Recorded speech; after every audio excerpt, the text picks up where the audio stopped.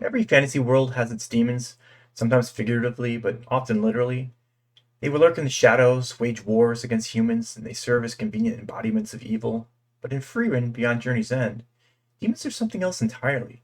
They're calm, intelligent, they speak gently, smile kindly, and yet everything about them feels wrong. They don't roar or rage, they reason. They talk like humans, but there's no soul behind their words. It's unsettling because Friren's demons aren't evil in the way we usually understand evil. They don't crave power, or vengeance, or chaos. They simply are. And in that quiet, emotionless nature, that makes them far more terrifying than your typical monster. In this video, we're going to explore what makes the demons in Frieren so unique, how they embody a colder, truer kind of evil, and what that says about morality, about empathy, and the limits of understanding. Let's start with the obvious question. So what are demons in Frieren? Well, in the world of Frieren, demons are intelligent humanoid beings that can communicate and they can use magic. They also speak the human language and they can potentially even make treaties. But all of this civility, it's just a mask. Because beneath that mask, demons are predators. They don't just kill out of malice, they kill because it's in their nature. When we first encounter demons in Frieren, there's this disturbing calmness about them. Even Qual, when he first meets Frieren after having been sealed away, he starts with a conversation. Demons don't roar or snarl. They smile, they negotiate, they pretend. And it's that pretense, that ability to mimic empathy and reason, it's what separates them from the usual fantasy monster. And Frieren herself, who's lived over 1,000 years, she doesn't see demons as people. She doesn't even see them as capable of understanding concepts like good or trust. To her, demons are just creatures that imitate humanity, and the way a parrot might imitate speech. It certainly sounds familiar, but there's no real understanding behind the words being said. So there's an old story, and you've probably heard of it, but I think it does a really good job of describing the way demons are in Frieren. A scorpion asks a frog to carry it across a river, and the scorpion promises not to sting the frog. I mean, after all, if the scorpion stung the frog, it would mean that they would both end up drowning. But halfway across the river, the scorpion, well, decides to sting the frog anyway. And as they're both sinking, the frog gasps, "Why?" And the scorpion replies, "Because it's in my nature." And I think that story perfectly describes the demons of Frieren. Even when cooperation might serve them better, even when kindness could earn them survival, they'll betray, manipulate, and destroy simply because that's what they are. And I think the brilliance of Frieren is in just how quietly it conveys this truth. There's not necessarily a big speech about the nature of evil. Instead, the story, it just simply shows us the truth. A demon might offer peace, they might even cry or show affection, but these gestures, they're all strategic, not emotional. They're all just tools. As Frieren explains, demons don't lie because they're malicious, they lie because deception is their instinct, as natural as breathing. And that's the chilling part. Their evil, it isn't born of hatred, it's born of nature. Just like the scorpion, it can't stop itself from stinging. The demons just can't stop themselves from killing or manipulating people. Even if they wanted to, they simply wouldn't know how. And as for the demons, their greatest weapon, it isn't their magic, it's their use of language. Throughout the series, Frieren points out that demons learn human speech not to communicate, but to manipulate. They use words as traps, as weapons. It's mentioned that there is only one reason for a predator to learn the language of their prey, and it makes total sense if you think about it. A human hunter, they may make duck calls to attract their prey so they can better hunt them. The hunter isn't evil. They don't ultimately care what the duck call means, what it says about anything. They simply use this technique because it's an effective way to hunt. When Lugner or Aura speaks, there's this eerie rhythm in their dialogue. They sound reasonable. They sound human. But if you listen closely, every single word they say is calculated. For humans, language is a bridge, a tool, a way to connect with others. For demons, it's camouflage. And Frieren understands this instinctively. She doesn't debate or try to bargain with demons. She eliminates them. I mean, she's known as Frieren the Slayer for a reason. Because she knows that any attempt at reasoning only feeds the illusion that demons think like people do. And that illusion, that's what kills most people. It's a commentary on something larger, too, about how evil can often present itself as rational, articulate, or even kind and helpful. But just because something sounds human doesn't mean it is. And sometimes something that sounds good is too good to be true. So if the demons are so fundamentally different from humans, why is it that they feel so familiar? Well, it's because Frieren, it uses them as a mirror. The demons represent what humanity could become if we lost all of our empathy but kept our intelligence. They reflect the dangers of cold logic, of pursuing survival and advantage with absolutely no moral restraint. I mean, think about it. Demons, they don't torture for fun. They manipulate for purpose. They kill efficiently, and they justify it as nature. And humans, honestly, aren't all that different when stripped of compassion. The world of Frieren is full of human cruelty too, politics, prejudice, and greed, but at least humans, they can change. They can grow, they can regret, they can forgive. But demons, they can't do any of that. And that's the difference.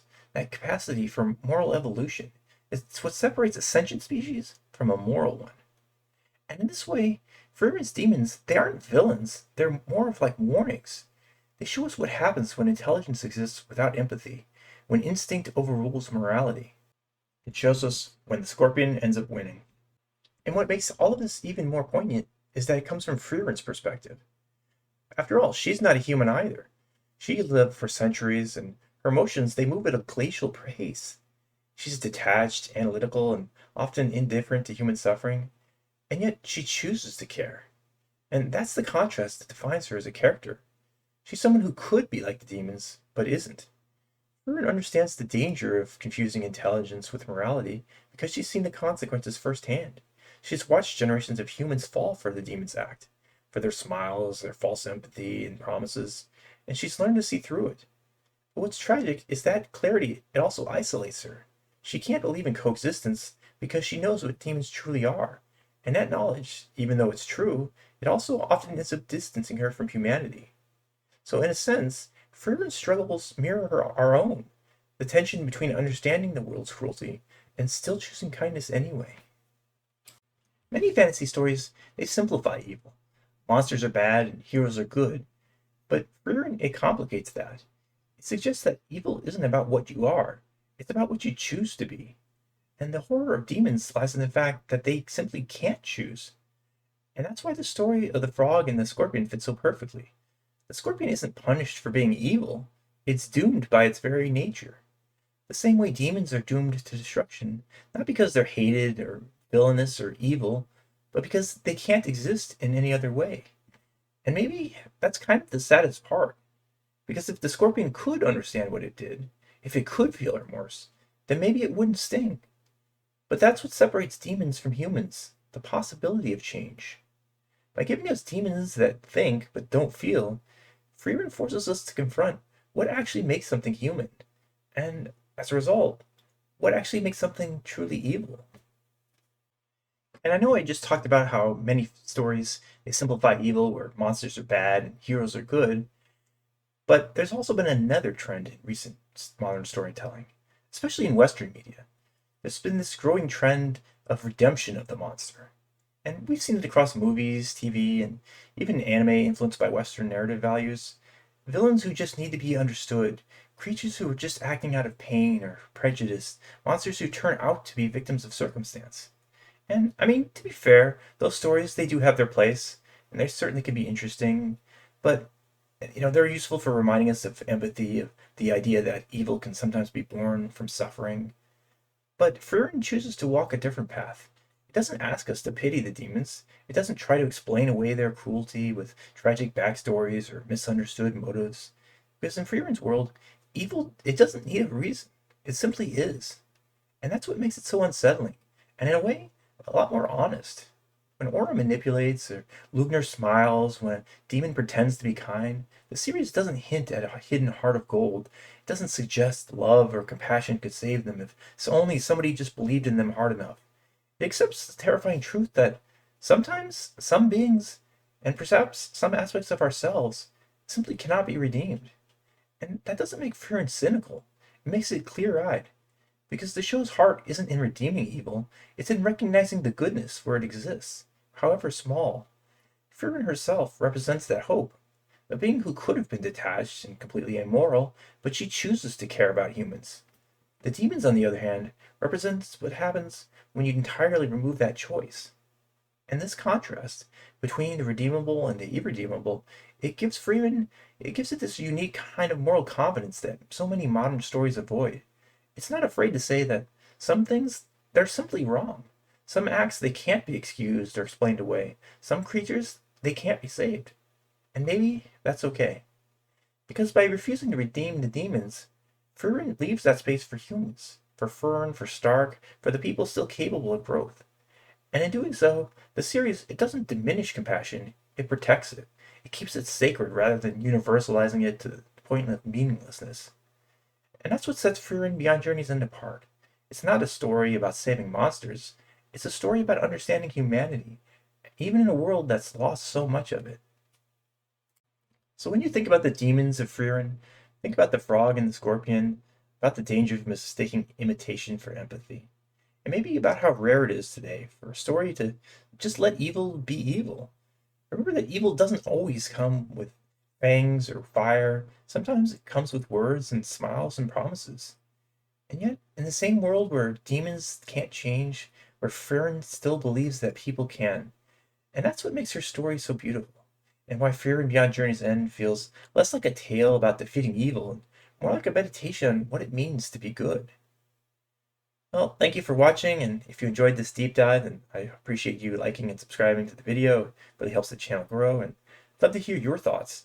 Do you prefer stories that redeem the villains, or do you like ones like Frieren, where they keep them evil and mysterious and absolute?